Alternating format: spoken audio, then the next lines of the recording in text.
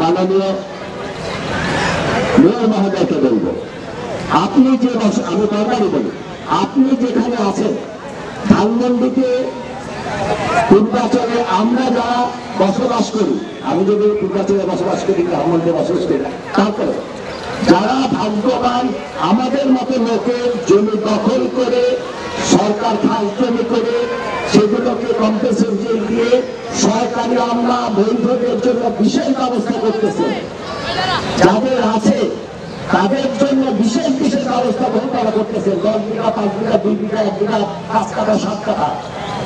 তাহলে করে হরিজন যেখানে তারা আছে আজকে যে বংশাল এটি তাকে ধর্মপদ এরা কোথায় ছিল? সম্প্রদায়ের মা বোনেরা এবং হরিজন সম্প্রদায়ের ভাইরা। আমার কথা খুব স্পষ্ট, আমি উৎপল অ্যাডভোকেট উৎপল যে এবং তারা 3 জন মিলে আপনাদের পায়ের নিচে মাটিটা অন্তত কিছুটা শক্ত করেছে 30 দিনের জন্য, তার কথা শেষ থেকে প্রথমে আমি মাননীয় প্রধানমন্ত্রীর কাছে একটি কথা বলতে চাই, কারণ আপনারা কালকে মাননীয় প্রধানমন্ত্রীর কাছে শুনলাম যে স্মারকলিপি দেবেন। মাননীয় প্রধানমন্ত্রীকে বলতে চাই, এসডিজির কথা আমরা সবসময় বলছি এবং সেখানে প্রথম কথাতে যেটি আছে, কাউকে পিছনে ফেলে নয়। আমি আবার মাননীয় প্রধানমন্ত্রীর প্রতি বিনয়ের সাথে বলতে চাই, কাউকে পিছনে ফেলে নয়। তাহলে এই হরিজন সম্প্রদায়ের 20 লক্ষ মানুষকে পিছনে ফেলে যদি আমরা মেয়রকে নিয়ে যেতে চাই,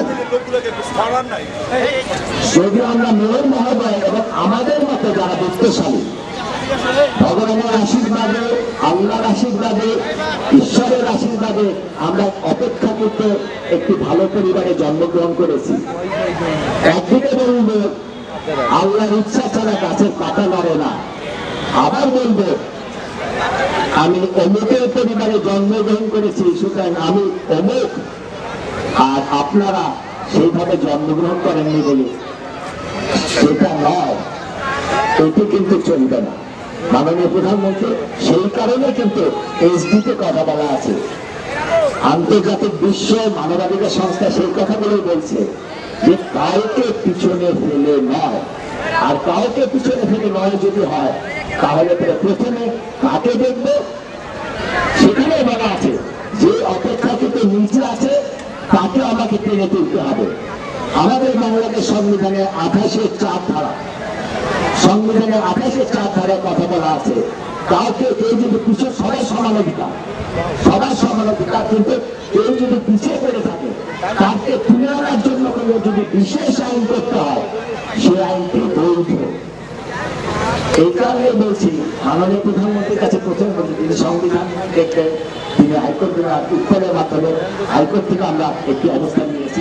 এখন আমি মাননীয় মেয়র মহোদয়কে বলবো, আপনি যে আমি বারবারই বলি, আপনি যেখানে আছেন ধানমন্ডিতে পূর্বাচলে আমরা যারা বসবাস করি, আমি যদি পূর্বাচলে বসবাস করি, ধানমন্ডিতে বসবাস করি, তারপরে যারা ভাগ্যবান আমাদের মতো লোকের জমি দখল করে সরকার খাস জমি করে সেগুলোকে কম্পেনসেশন দিয়ে সরকারি আমলা বৈধদের জন্য বিশেষ ব্যবস্থা করতেছে, যাদের আছে তাদের জন্য বিশেষ বিশেষ ব্যবস্থা গ্রহণ করা করতেছে, 10 বিঘা 5 বিঘা 2 বিঘা 1 বিঘা 5 কাঠা 7 কাঠা।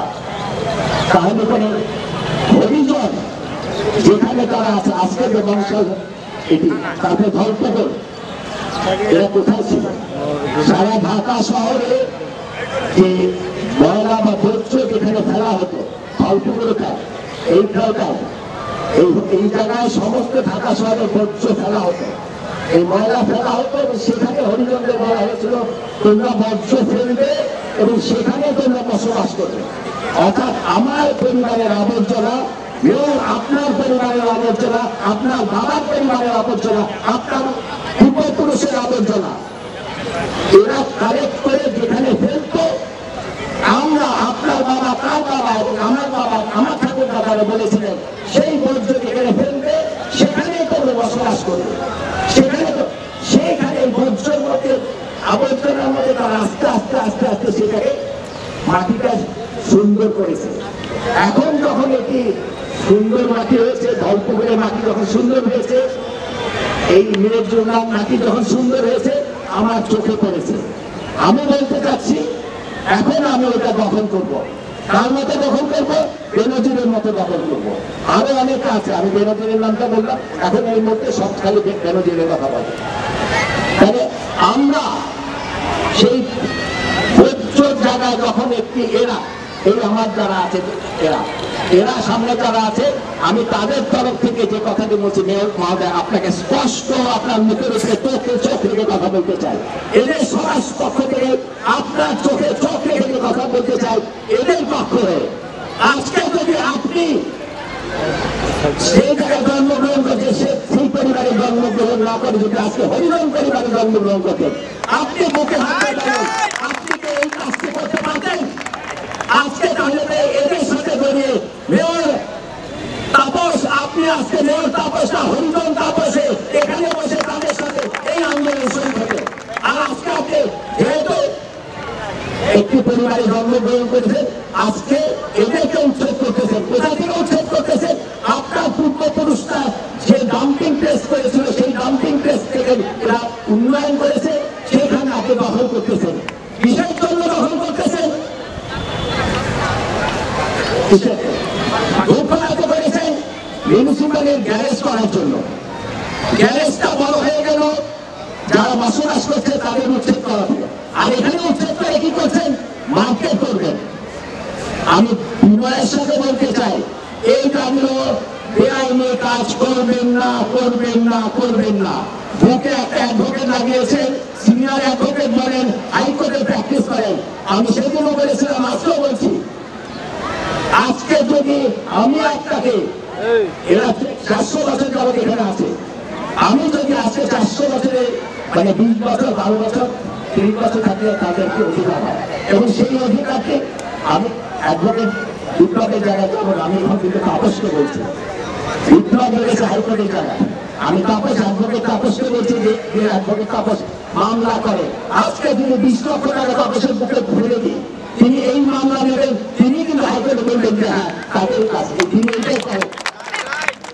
আজকে 20 লক্ষ জায়গায় 2 কোটি বা 200 কোটি টাকা আয় করবেন বলেই মার্কেট আজকে পরিষ্কার কথা বলতেছে, মার্কেট করলে অপেক্ষাকৃত বেশি আয় করতে পারবেন বলেই আপনি অতি নিয়েছেন এই 20 লাখ টাকার মামলাটি করবেন না। আমি সেদিকে দেখতে চাই না। বিনয়ের সাথে বলতে চাই, তাপস আপনি মেয়র, আপনাকে ভোট দিয়ে মেয়র আমরা বানিয়েছি, এটা মনে রাখবেন। 70 সালে নির্বাচনে আমরা ভোট দিয়েছিলাম বলে আওয়ামী লীগ আজকে এই জায়গায় এসেছে, আজকে দেশ স্বাধীন হয়েছে। এখানে 10 জন হরিজন প্রথম দিন 25শে মার্চে সেই রাতে তারা শহীদ হয়েছে। সেই পরিবারের থেকে তাদের প্রতি একটু সদয় হয়, একটু কিছুটা আসে যায় না। একটা ছোট্ট জমি তাহলে পরে সবার জন্য তখন বহুতলা বিল্ডিং সাংবাদিকের জন্য করেন, অফিসারদের জন্য করেন, কাজল দেবনাথের জন্য করেন, তাপসের পরিবারের জন্য করেন, অমুকের জন্য করেন, তমুকের জন্য করেন। তাহলে হরিচন্দ্রের জন্য দয়া করে করেন, তেলেগুদের জন্য দয়া করে করেন, করতে তো কোনো সমস্যা নেই। যদি বলবেন এদের মধ্যে 50 জনের মধ্যে 100 জনের মধ্যে আজকে 60 জন চাকরি করে, বাকিরা চাকরি করে না, কেন বাকিরা চাকরি করে না সেই প্রশ্ন কিন্তু আমি করবো। এই নিয়ে পরিষ্কার পরিচ্ছন্ন কর্মী তো হরিজন তেলেগু ছাড়া কাজল দেবনাথ আর মোহাম্মদের হওয়ার কথা ছিল না। এদের হওয়ার আগে হরিজনদের 100 ভাগ চাকরি পাওয়ার পরে কাজল দেবনাথ এবং তাপস আপনার ভাই, আপনার আত্মীয় স্বজন এই মিউনিসিপ্যাল কর্পোরেশনে চাকরি পাওয়ার কথা ছিল। তাহলে আমি কিন্তু খালি তার জমি গ্রাস করছি না, তার সম্পত্তি গ্রাস করছি না, আমি তার চাকরিও গ্রাস করছি, তাকে চাকরিচ্যুত করেছি। সেখানে আমি কথা বলাতে চাইবো, মাননীয় প্রধানমন্ত্রী আপনার কাছে বিনয়ের সাথে বলবো, আপনি বঙ্গবন্ধু কন্যা, আমাদের আপা, সবচেয়ে বড় কথা যে নামে আমি আপনাকে ডাকি আপা, মাননীয় প্রধানমন্ত্রী অনুগ্রহ করে এই মানুষগুলোকে দেখবে এবং এই মানুষগুলোকে পুনর্বাসনের ব্যবস্থা করবে।